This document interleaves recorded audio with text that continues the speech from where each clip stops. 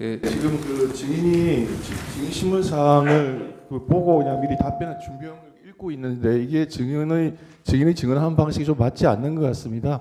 신문사항을 미리 받아보는 건 맞지만 아니, 법정에서 아니 제가 간단히 말해 알아듣습니다.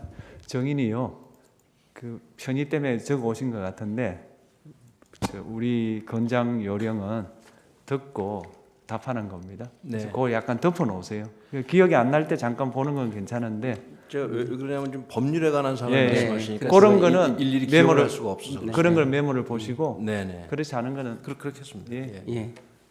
그러면 짧게 그 일반상을 마무리하겠습니다. 비상계엄이 선포돼도 그 군사법경찰관이나 특별군사법경찰관이 아닌 사람이 수사를 막 할 수 있는 것은 아니죠. 군사보험법에 따르면 수사는 그 수사관이 하는 것이 맞습니다. 그렇죠. 네. 혹시 국군 방첩사령부가 시위를 해산하거나 혹은 중요 시설을 방어하는 업무에도 투입이 되나요? 기본적으로 저희들 임무는 그 합동수사본부로서 수사하는 것이 맞고 일반적인 어떤 그 법률의 원칙상 뭐 행정응원이나 이런 형태로 해서 뭐 필요한 것을 지원할 수는 있겠습니다. 그건 상황에 따라 많이 다를 것이라고 저는 생각합니다. 예. 1-4번항 중에 1번항은 뒤로 좀 미루고요. 2번항 하겠습니다. 이번에 계엄이 선포된 후에 방첩사령부에서 그 병력을 출동시켰다고 해요. 국회에 49명, 선관위 과천청사에 27명, 그 다음에 관악청사에 27명, 선거관리위원회 연수원 33명, 여론조사꽃 28명 등 총 164명 정도가 출동했다는데 알고 계시나요? 뭐 정확한 숫자를 뭐 기억하라는 뜻은 아닙니다. 대충 그 정도가 되는 거죠. 네, 출동한 사실 알고 있습니다. 이 병력 출동에 대해서 계엄사령관 명령을 혹시 받으셨나요? 이 병력 출동에 관해서는 계엄 사령관이 아니라 장관으로부터 지시를 네, 받았습니다. 그렇죠. 평가 부분을 빼겠습니다. 2번항 한번 하겠습니다. 그 제가 편의를 위해서 좀 한번 이 신문 하자. 띄워지나?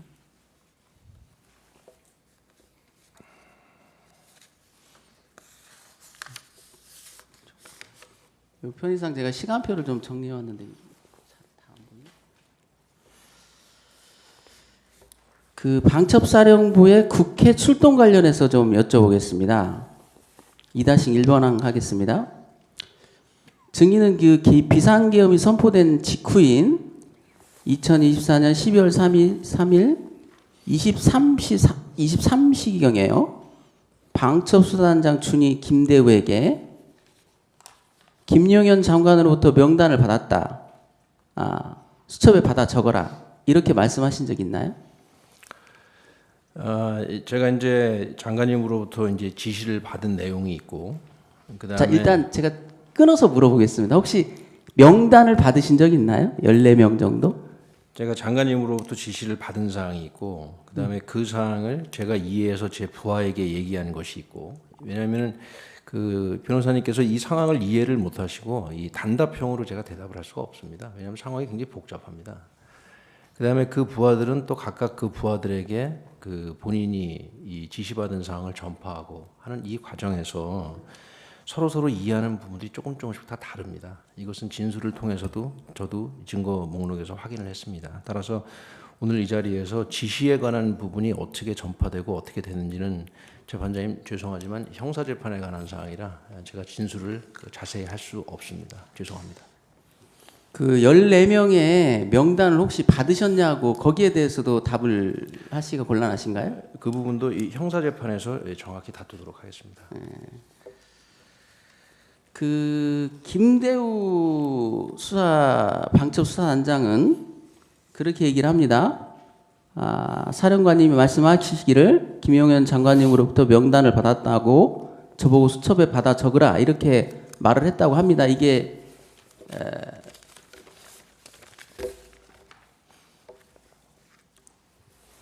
예, 있습니다. 아까 전과 마찬가지로 그 조서를 말로 이렇게 하게 해주시고 제시되는 부분은 좀 참고해 주시면 이게 감사합니다. 29호증에 몇 호증이던가요? 29호증에 10호증입니다. 29에 10. 증거 채택 어떻게 되나요? 29호 중에 10 어떻게 돼 있나요?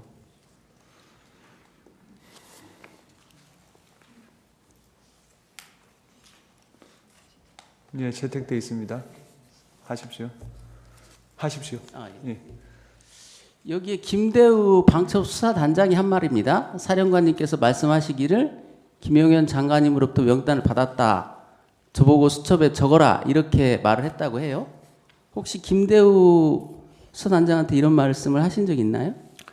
이 사항도 마찬가지로 이 형사재판에서 굉장히 엄격하게 따져봐야 될 사항이기 때문에 이 자리에서 증언하기가 좀 곤란함을 재판장님 양해해 주십시오.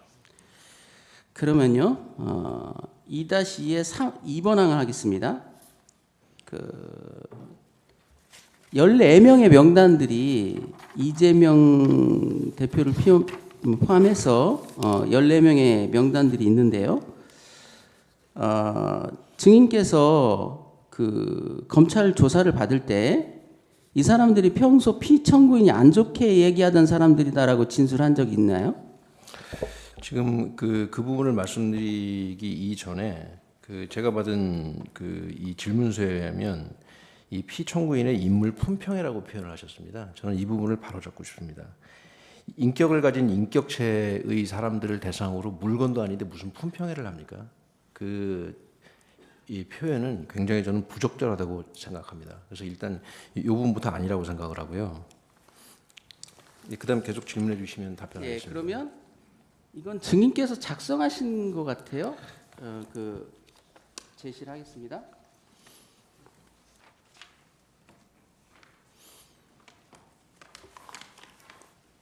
여기 보면 증인께서 작성하신 조서예요. 갑 29-25. 29-25 아직 채택 안 돼 있습니다. 아, 그런가요? 그냥 이게- 그대로 물어보십시오. 예. 예, 조서를 인용하지 마시고. 증인이 작성한 증인에 대한 조서기 때문에 제가 인물에 대한 품평회를 하면서 현재 사법체계 하에서는 이런 사람들에 대해서 어떻게 할 수가 없다.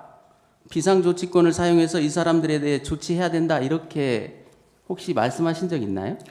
제가 제 기억에 의하면 검찰 조사 간에 여러 가지 대화가 있었지만 거기서 무슨 품평이다 그런 단어가 오간 것은 맞습니다. 그러나 앞서 말씀드린 것처럼 제 기억으로는 이 인격체를 갖고 있는 사람들을 품평한다, 품평회를 한다라는 단어의 사용은 저는 적절치 않다라는 그런 생각을 갖고 있기 때문에 그 말씀을 드리는 것입니다. 그러면 그때 이제 12월 3일 날 밤 11시경 그 무렵에 혹시 이 명단을 방첩수사단에 제공하면서 체포해라 이런 말도 하신 적이 없나요?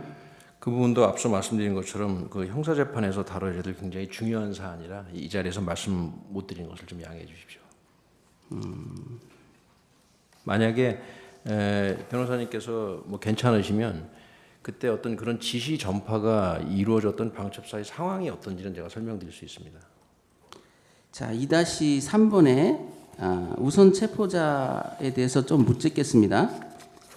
2024년 12월 4일경에 새벽 00시 38분경에 방첩사 수사단 소속의 군민회라는 분이 8명에게 그룹 통화를 하면서 우선 우원식, 이재명, 한동훈부터 체포해라 이런 지시를 내렸다고 해요.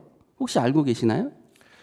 지금 변호사님, 제가 증거 기록으로 받은 한 수천 페이지의 자료를 저도 최근에 보게 되었는데 그 증거 기록을 보면 지금 변호사님이 여기서 얘기한 이런 진술과 전혀 반대되는 진술도 정말 많다는 것을 저도 알게 되었습니다. 그러면 14명의 명단을 제공하거나 이 사람들을 체포하라 이런 말씀은 하신 적이 없으시나요? 그렇기 때문에 그 사실은 여기서 말씀드릴 게 아니라 더군다나 저는 형사 피고인입니다. 형사재판에서 아주 엄격하게 다루어야지 여기서 예아니오의 단문으로 말씀드릴 수 없다는 것을 제가 양해를 구하는 것입니다. 굉장히 다른 증언들이 진술들이 많다는 점을 말씀드립니다. 그럼요. 다 진술 안 하실 것 같으니까 3번 항으로 좀 하겠습니다. 방첩사령부에서 중앙선거관리위원회로 출동을 한 건 인정하시죠? 12월 3일 날 3-3번에 3-1번 삼번항하기 위해서 제가 묻는 겁니다. 그 12월 3일 계엄 선포된 이후에 방첩사에서 선관위 쪽으로 출동을 하신 건 인정을 하시는 거죠? 네, 출동 사실이 있습니다. 그러면 그 2024년 여름 경위를 좀 물어볼게요. 증인이 그 4.15 총선 후에 여름 경위라고 하는데요.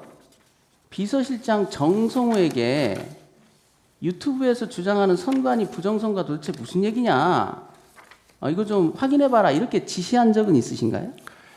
답변 드리겠습니다. 네. 이 방첩사의 비서실은 사령관을 개인적으로 보좌하는 기능이 있습니다. 그래서 당시 비서실장에게 인터넷을 좀 잘 찾아봐서 부정선거가 있다고 하는 사람들, 부정선거가 없다고 하는 사람들, 그 다음에 법원의 판례 이렇게 세 가지를 한번 찾아서 보고를 좀 해달라 그랬습니다. 예, 그래서 어떤 보고를 받으셨나요? 그래서 그 보고를 받아보니까 그 보고서의 내용은 있다는 사람의 주장, 없다는 사람의 주장, 그 다음에 대법원인가로 기억하는데 그 판례 이렇게 세 가지를 제가 받고 제가 비서실장에게 잘 봤다. 뭐 더 이상 후속 지시를 할 이유도 없고 제가 개인적으로 이해하는 것으로 끝났습니다. 그러면 그때 정성우 1처 그때 당시에는 비서실장이었죠. 네. 이미 대법원 판결을 통해 실체가 없는 주장이라는 것이 확인되었다. 그 다음에 사전투표 관련 관리 부실과 부정선거는 구분돼야 된다. 이렇게 보고했다는데 혹시 기억나세요?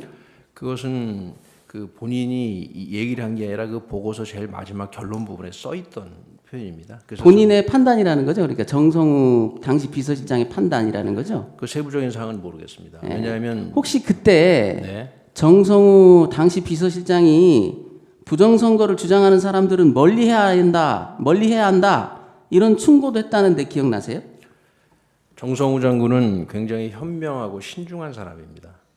그래서 그 친구는 저에게 좋은 얘기를 해줬을 것이라고 생각하지만 올 여름에 구체적으로 둘이서 무슨 대화를 했는지 기억하는 것은 저는 불가능합니다. 잘 기억이 안 나세요? 네, 그것도 필요하면 형사재판에서 잘 다퉈보겠습니다. 그러면 3-2번항 좀 묻겠습니다. 그 2024년 11월 30일 일인데요. 혹시 기억나시는지 모르겠어요. 여기 표에 보면 11월 30일이 정리되어 있습니다. 11월 30일, 예. 오후 6시경하고 11시, 밤 11시경으로 이렇게 두 개의 사건이 있는데요. 당시에 그 증인께서는 국방장관 공간에 가서 국방장관과 저녁을 함께 하신 것 같아요. 기억나시나요? 네, 저녁 되었습니다. 예. 그때 국방장관께서는 증인에게 국회를 계엄군이 통제하고 계엄사가 선관위 여론조사 꽃 등의 부정선거들을 밝히면 국민도 창성할 것이다 이렇게 말했다는데 혹시 기억나시나요?